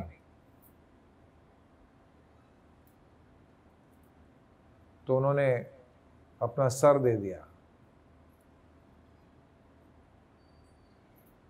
तभी उनकी पत्नी भी उनके जैसे ही श्रेष्ठ थी, बलि महाराज। बलि महाराज की श्रेष्ठता क्या है, देखिए फिर से अपनी ड्यूटी क्या होती है, गुरु को सुनना चाहिए। गुरु सर्वश्रेष्ठ है, लेकिन यहाँ पर गुरु क्या बता रहे थे, धर्म अर्थ काम मोक्ष की बात। और बलि महाराज ने क्या सिद्ध किया, इसके परे, धर्म अर्थ काम मोक्ष के परे भागवत धर्म है। भगवान का आश्रय ये धर्म अर्थ काम मोक्ष के परे है, इसलिए उन्होंने अपने गुरु का ही त्याग कर दिया। गुरु के आज्ञा के बिना ही उन्होंने वामन देव को अपना ध्यान दे दिया। जब वे अपना सिर रखते हैं वामन देव के सामने, तो सारे देवतागण, जबकि ये असुर है, इन्होंने देवताओं का शत्रु है, लेकिन देवतागण इतने प्रसन्न होते हैं उनके सिंपल आचरण से कि वो पुष्पवृष्टि करते हैं ऊपर से।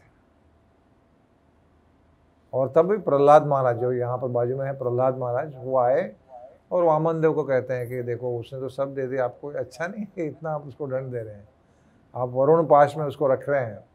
इस प्रकार से बलि उससे इतने प्रसन्न हो गए वामन देव कि वामन देव उन्होंने उनको कहा कि आपके लिए मैं ये स्वर्ग से भी सुंदर जगह बनाऊंगा, सूतल लोका, और वहाँ पर मैं स्वयं सिक्योरिटी गार्ड बन के खड़ा रहूँगा। ये बलि महाराज की योग्यता है, आत्मनिवेदन। भीष्मदेव,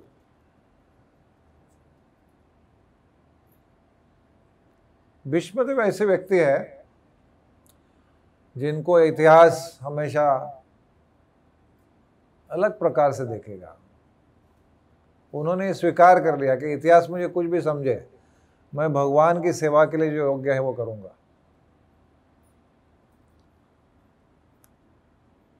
ऐसे एक ही व्यक्ति है जिसने भगवान को 2 बार हराया।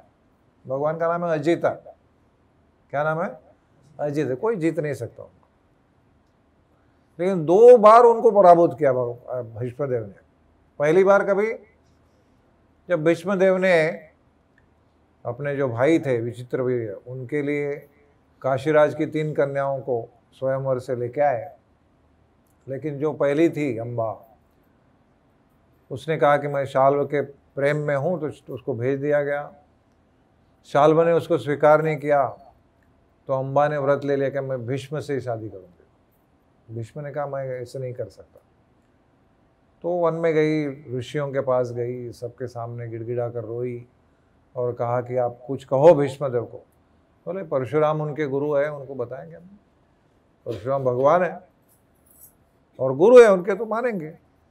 तो परशुराम हाँ चलो मेरे साथ भीष्मदेव के पास चले गए और भीष्म को कहने लगे कि मैं तुम्हारा गुरु हूँ, इसको स्वीकार करो। भीष्म ने कहा नहीं, मैं प्रतिज्ञाबद्ध हूँ, मैं ऐसे नहीं कर सकता। तो फिर परशुराम जी ने उनको ललकारा युद्ध के लिए, और सामने स्वयं भगवान परशुराम है, और भीष्म ने उनको परास्त किया। पहली हार भगवान की। फिर दूसरी बार जब कौरवों और पांडवों का युद्ध हुआ, तभी भीष्मदेव प्रतिदिन हजारों लाखों सैनिकों को मारते थे, लेकिन दुर्योधन प्रसन्न तो हर दिन राह देखता था कि आज एक आध पांडव मर जाएगा, लेकिन कोई मरता नहीं था। तो वो समझ गए कि ये तो इन्होंने पहले ही से आशीर्वाद दिया है युधिष्ठिर महाराज को, विजयी भव करके, मुझे तो नहीं दिया, तो ये मारेंगे नहीं। तो उन्होंने उनको बहुत कड़े शब्दों में भीष्मदेव को कहा कि आप तो किसी को मारेंगे नहीं, तो क्यों युद्ध कर रहे हैं आप? तभी भीष्मदेव ने प्रतिज्ञा ली कि ये मैं कल ऐसे युद्ध करूंगा कि या तो अर्जुन मरेगा या भगवान को अपनी प्रतिज्ञा तोड़नी पड़ेगी, उसको युद्ध में आना पड़ेगा। तो दुर्योधन कोई हो गया। और दूसरे दिन ऐसा युद्ध हुआ, महाभारत में इतना रोचक वर्णन है उसका कि पांडव समझ नहीं पा रहे थे कि भीष्म है कहाँ।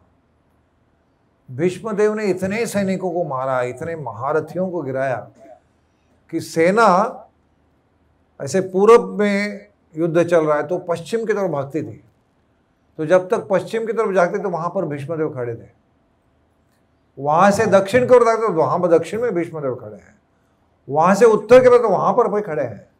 सब लोग डर गए, क्या चल क्या रहा है। और भगवान कृष्ण तो समझ गए कि युद्ध आज ही खत्म होगा, कोई बचेगा नहीं।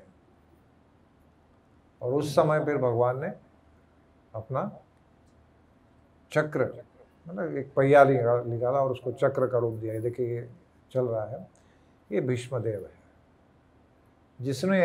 जिन्होंने ये स्वीकार किया कि लोग कुछ भी बोले, भगवान की इच्छा है मैं दुर्योधन की तरफ से युद्ध करूं।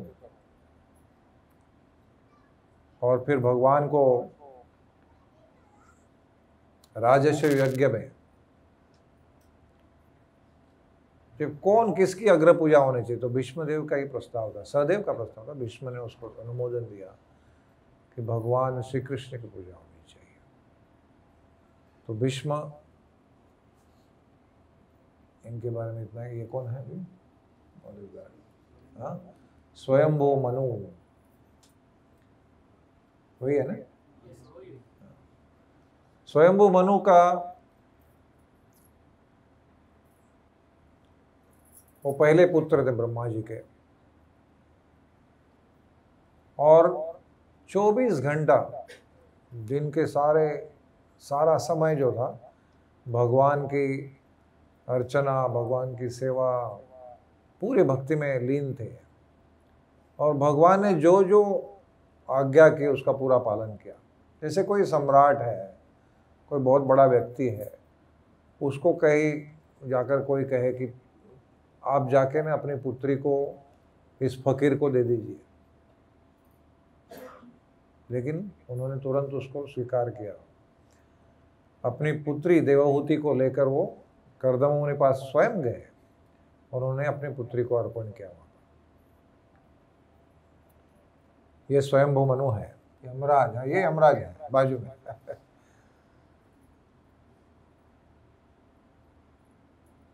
तो यमराज ने ये श्लोक बताया ना, मैं ये जो श्लोक है, महाजनो ये न गतस्पद, नहीं सॉरी, 12 महाजन, उनका वर्णन कौन कर रहे हैं? यमराज जी करे, वो यमदूतों को कर रहे हैं। तो ऐसी भयंकर सेवा मिलने के बाद भी इस प्रकार का भाव हृदय में रखना, ये यमराज का कार्य है। और क्योंकि उस समय यमराज के जो यमदूत थे उनको प्रचार नहीं कर पाया ज़्यादा, तो भगवान की योजना से फिर वे विदुर बनकर आते हैं महाभारत में। और फिर विदुर नीति, विदुर का शास्त्र, विदुर का जो मैत्रेय संवाद, ये सब उनको उस समय प्रचार करने का, विशेष करके धृतराष्ट्र को प्रचार करने का अवसर मिलता है। और इस प्रकार से यमराज ने विदुर के माध्यम से अपनी जो इच्छा थी भगवान के कीर्तन की, भगवान के कथा की, उसको पूर्ण की। अभी हम जाएंगे इस सुंदर, इसको समझ गए क्या चित्र है ये? हाँ, दुर्वासा मुनि किसके पैर पकड़ रहे हैं? महाराज अम्बरीश के। सो अम्बरीश महाराज की जो कथा है,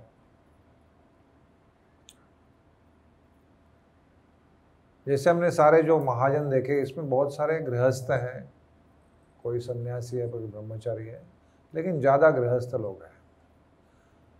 हम सब लोग यहाँ बैठे हैं गृहस्थ जीवन वाले हैं।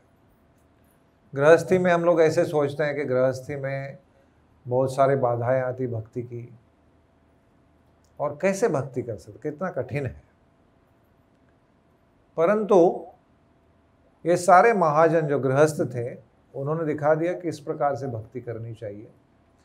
और विशेष करके जो अम्बरीश महाराज है, इन्होंने अपने जीवन में किस प्रकार से भक्ति की, ये हमारे लिए बहुत उद्बोधक है, प्रेरणादायी है। इसलिए अम्बरीश महाराज का चरित्र में हम थोड़े समय बचा है उसमें ले लेंगे, जितना होता है उतना। सो आपने देखा होगा कि ये अम्बरीश महाराज की कथा, पहले हम आपको ये बताते हैं इनका ये श्लोक देखिए। नाभागाद अम्बरीशो भुन महाभागवतः कुति नास्पृशत ब्रह्मशापोपि येन प्रतिहता क्वचित।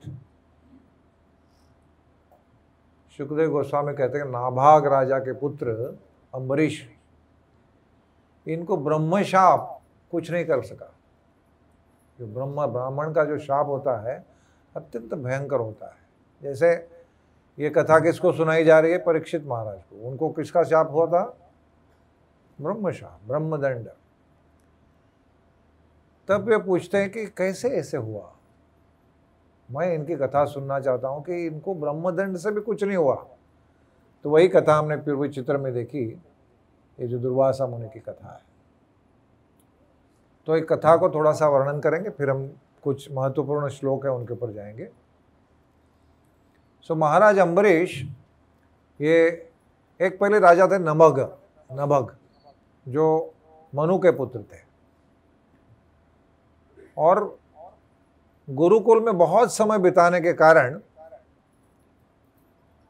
उनके भाइयों को लगा कि ये वापस आने वाले नहीं है।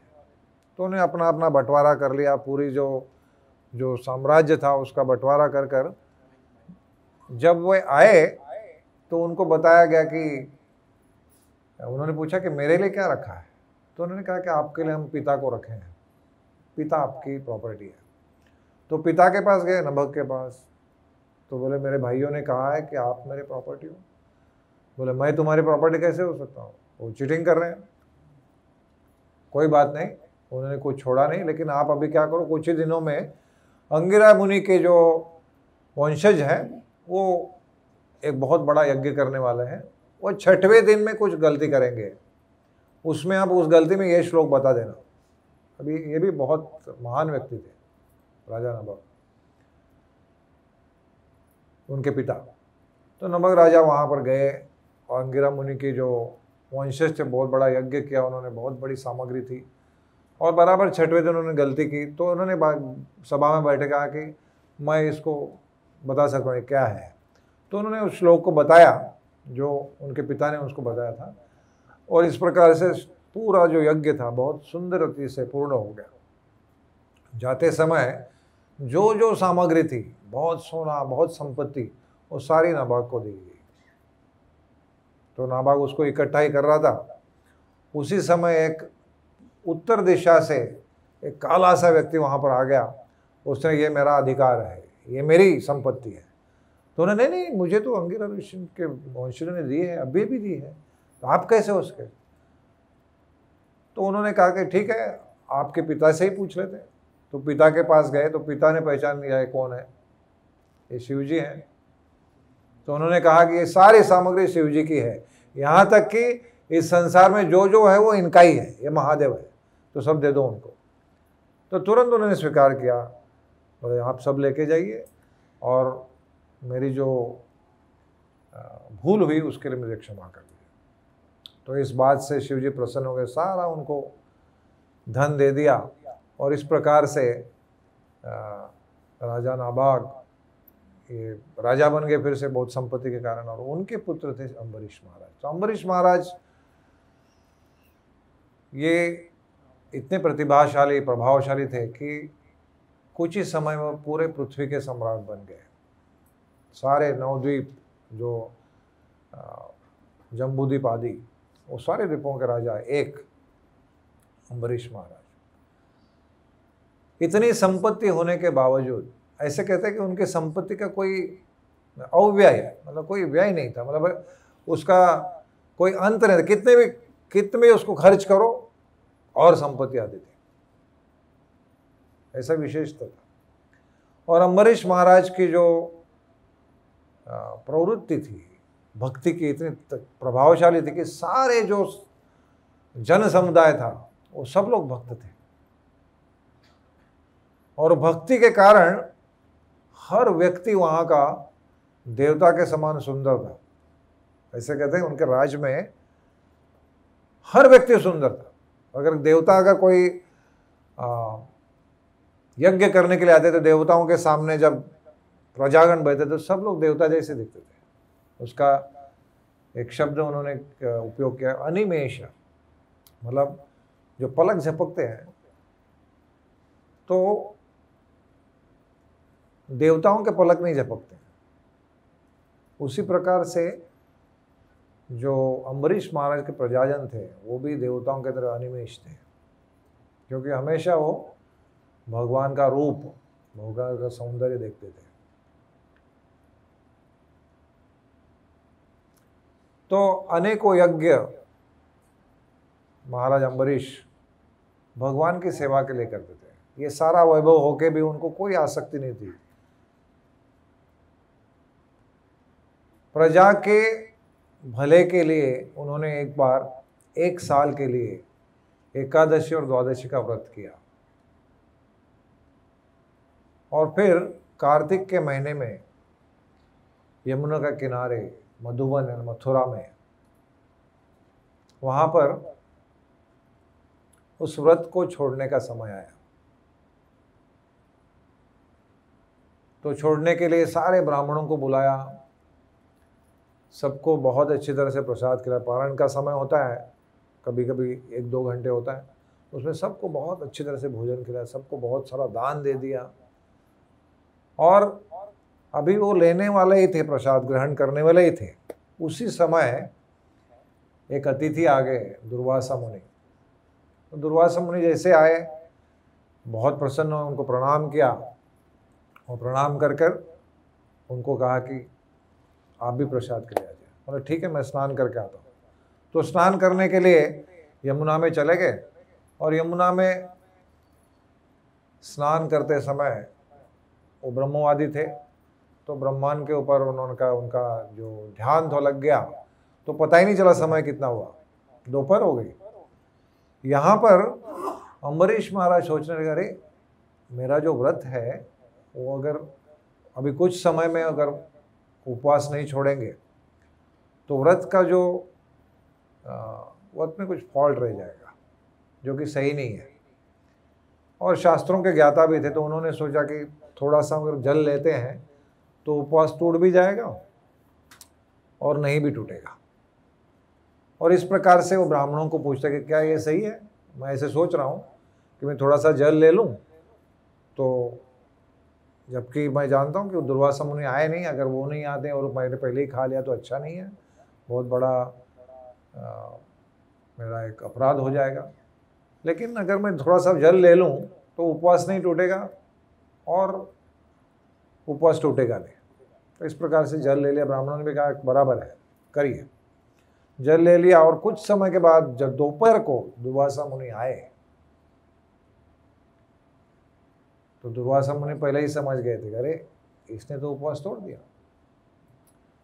तो दुर्वासा मुनि को इतना क्रोध आ रहा था कि वो पहले तो भूख भी लगी थी, भूख और क्रोध दोनों के कारण पूरे कंपित होने लगे। चेहरा टेढ़ा मेढ़ा हो गया, सब आंखें लाल लाल हो गई, और बहुत क्रोध में आकर उन्होंने कहा कि देखो तुम कितने दुष्ट हो कि एक अतिथि को बुलाकर मेरे पहले आपने भोजन कर लिया, इसका तुम्हें प्रायश्चित भुगतना पड़ेगा, दंड भोगना पड़ेगा। और इस प्रकार से अपनी जटाओं में से कुछ केश निकालकर जमीन पर पटक दिए, और उसमें से एक महाभयंकर काला राक्षस उत्पन्न हुआ, और एक बड़ा त्रिशूल लेकर ऐसे लग रहा था कि वो भी उस सारे संसार को खा जाएगा, इतना भयानक था। अभी उसको देखकर महाराज अम्बरीश, इन्होंने ये नहीं सोचा कि अरे मुझे कुछ करना चाहिए, वो नमस्कार करते खड़े रहे, भगवान के ऊपर ध्यान करते रहे कि अगर यही इच्छा है भगवान की, यही सही है, मारो भी राखो भी जो इच्छा तो, यही महाजन है। हमने भी गाया ना पहले, मारो भी राखो भी लेकिन ये अम्बरीश महाराज, मारो भी राखो भी। तो ऐसे खड़े थे, भगवान के ऊपर ध्यान करते हुए। भगवान ने पहले से ही अपने सुदर्शन को उनके संरक्षण के लिए भेज कर रखा था। तो जैसे ही वो राक्षस उनकी तरफ आया, उन्होंने उसको खत्म किया, और सुदर्शन चक्र वो देखिए। और फिर उसने कहा ये आया कहाँ था, तो इससे आया तो दुर्वासा मुनि के पीछे लगे। अभी दुर्वासा मुनि भी कोई साधारण व्यक्ति है नहीं, तो जैसे ही सुदर्शन चक्र उनकी तरफ आया तो भाग गए, और पूरे 1 साल तक वो अलग अलग जगह पर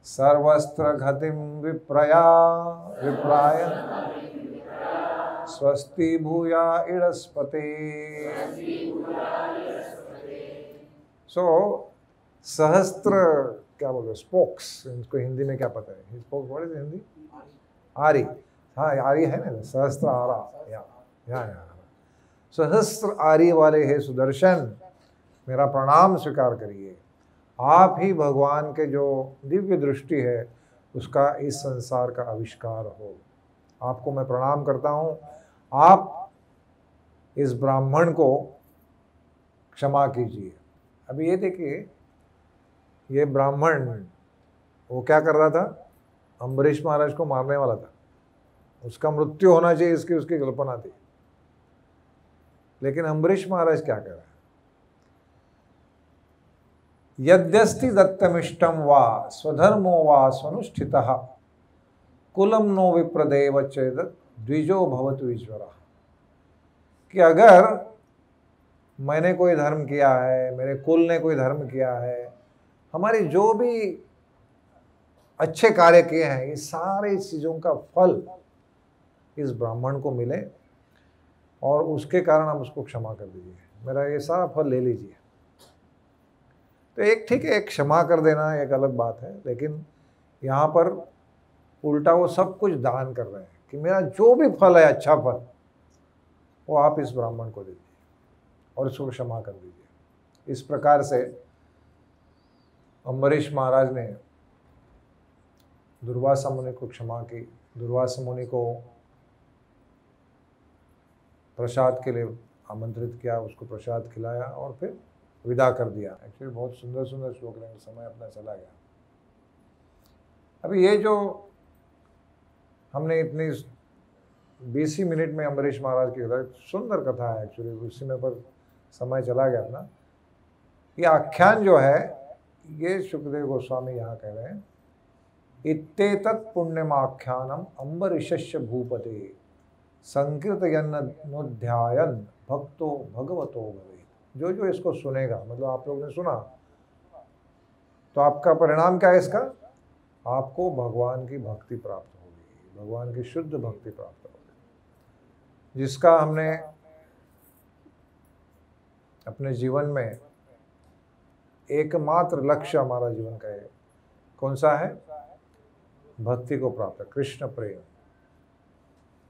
चैतन्य महाप्रभु ने हमें क्या दिया है, लक्ष्य दिया है, प्रेम पुमार्थ महान, भगवान के प्रति प्रेम प्राप्त करो। प्रतिदिन सुबह मंगलारती के बाद हम दोस्तों बोलते हैं कि हमें क्या चाहिए, कृष्ण प्रेम चाहिए। तो ये कृष्ण प्रेम, भगवान की भक्ति, ये अम्बरीश महाराज की कथा से सुनने से हमें प्राप्त होती है।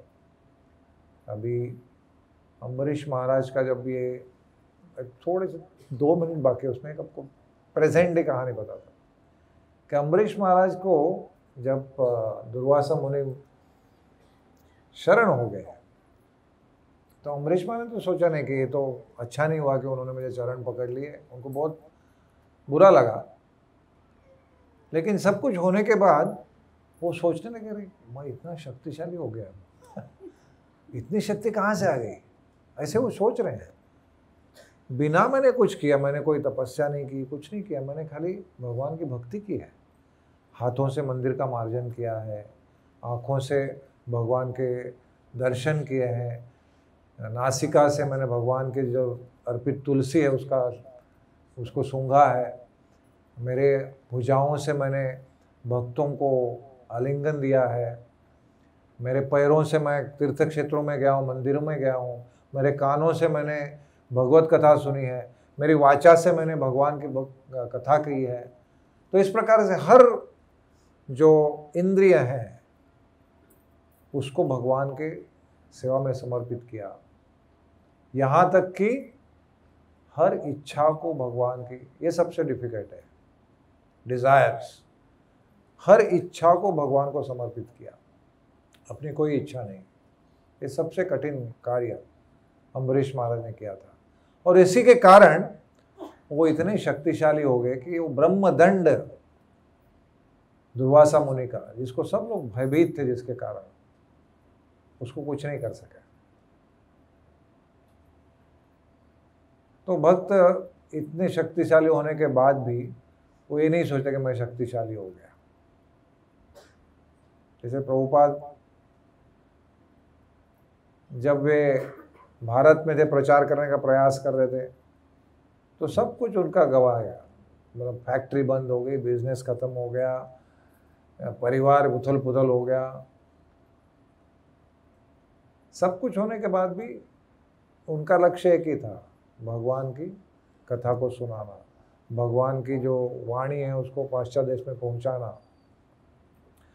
और इस परीक्षा में खड़े होने के कारण प्रभुपाद ने जो जो कहा वो पूरा हुआ। प्रभुपाद ने एक बार ऐसे ही कह दिया मायापुर में आकर कि यहाँ पर नित्यानंद प्रभु की इच्छा थी कि यहाँ पर एक अद्भुत मंदिर आएगा, ऐसा मंदिर जो बनने के बाद सारा संसार वहां पर आएगा और भक्ति को आत्मसात करेगा। और उसमें आप एक सुंदर, जैसे भागवत में वर्णन है ग्रहमालाओं का, वैसे एक यूनिवर्स को दिखाएंगे और ऐसा एक मंदिर बनेगा, अद्भुत मंदिर जो आज बन रहा है। वो कभी बोल के चले गए, बन रहा है संसार का सबसे बड़ा मंदिर, लिटरली। मतलब आप उसके जो प्रांगण है, जो विग्रह है उनके सामने का जो जगह है, वहाँ पर आप फुटबॉल खेल सकते हैं। इतना फुटबॉल का मैदान जितना उसका एरिया है। हाँ हाँ, 10,000 लोग साथ में आराम से बैठ सकते हैं, ऐसे ज़बरदस्त मंदिर। टेम्पल ऑफ वैदिक प्लानिटेरियम मायापुर में बन रहा है। ये शक्ति है, प्रभुपाद ने खाली बोल दिया और वो हो रहा है। अभी हमारे गिरिराज प्रभु थे, अभी अमेरिका जाके आए, परसों ही आए। अभी वो अमेरिका में थे, महाराज भी राधानाथ, उनके गुरु महाराज राधानाथ महाराज भी अमेरिका में थे। वो भी सोच रहे थे कि महाराज को मिलूं, लेकिन महाराज आए नहीं। महाराज न्यूयॉर्क में जहाँ रहते थे वहाँ आए नहीं। और इनकी रिटर्न टिकट हो गई बुधवार की या गुरुवार की। तो उन्होंने क्या सोचा कि चलो महाराज नहीं मिलते तो महाराज जहाँ रहने वाले हैं उस कमरे को साफ करके चले जाएंगे। तो उन्होंने उस कमरे को साफ किया अच्छी तरह से और निकल गए एयरपोर्ट के लिए। एयरपोर्ट पे जाते ही वो फ्लाइट ही कैंसिल हो गई। वो फ्लाइट कैंसिल हो गई। तो वो लोग अक्सर क्षमा याचना करेंगे, अरे सॉरी हमारी आपकी फ़्लाइट जरा कुछ गड़बड़, टेक्निकल गड़बड़ है। ये अंदर से खुशी के मारे बोला अच्छा अच्छा कोई बात नहीं, कोई बात नहीं। 2 दिन के बाद का फ़्लाइट दे दो। और 2 दिन के बाद का फ़्लाइट पे महाराज को मिले, सब कुछ बराबर करके वापस आ गए। ये पावर है भक्त का। अभी उन्होंने खाली सोचा था कि मुझे महाराज को मिलना है, नहीं मिल सकते इसलिए कमरा साफ करके निकल गए थे। लेकिन भगवान ने क्या किया, फ्लाइट ही कैंसिल कर दिया। मतलब पोस्टपोन कुछ नहीं, सीधा कैंसिल। ये भक्ति की पावर है। लेकिन भक्ति हम लोग पावर के लिए नहीं करते हैं। जैसे अम्बरीश महाराज ने भी भक्ति पावर के लिए नहीं की। इतनी शक्ति होने के बावजूद वही प्रकार से हाथों से मंदिर का मार्जन इत्यादि इत्यादि सब कुछ करते रहे। और इस प्रकार से हमारे लिए एक बहुत उत्तम ऐसा उदाहरण, जिसको सुनकर हमारी भक्ति भी हृदय में जागृत हो जाएगी, स्थापित हो जाएगी। ऐसे मगर आशीर्वाद शुकदेव गोस्वामी ने हमें इस श्लोक में दिए हुए हैं। इसी के साथ हम लोग आज की जो कथा है उसको विराम देंगे। आप सब लोग बहुत ध्यान से सुन रहे थे, मैं क्या बोल रहा था मुझे भी पता नहीं पड़ा। और हमारे रमेश चंद्र गोस्वामी यहाँ बैठे हैं, मुझे क्षमा करिए अगर मैंने कुछ गलती की है तो। और आप सब लोगों का बहुत बहुत धन्यवाद, आपके आशीर्वाद से मैं कुछ बोल पाया।